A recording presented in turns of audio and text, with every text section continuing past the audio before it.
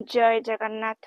जदि आपण केबे पुरी जाउछंती ताहले जीवन थरे मात्र आपण मणिकर्णिका तीर्थ को जातु। आ मणिकर्णिका तीर्थ जदि जल आपण छिंची हेबे ताहले आपण सब पापरु आपण मुक्ति पाइबे। सेतर गाधेली भी आपण सब पापरु मुक्ति पाइबे। आ जदि से जल रु किछि आपण पीबे ताहले आपणकर जदि कोनोसी पेट जनित रोग समस्या थाए सेटा आस्ते आस्ते दूर हो जाय एवं भलो हो जाय। काहेना सेटा श्रीक्षेत्र मणिकर्णिका तीर्थ जल।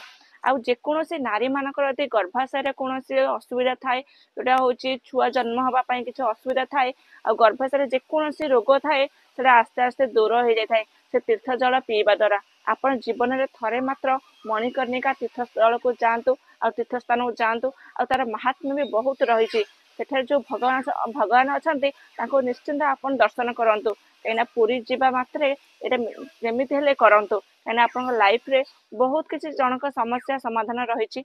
आते जो नारी मानकर पिला भी हो नाही किछि गर्भाशय दोष रही निश्चिंत आपण से मणिकर्णिका तीर्थ जल को जातु।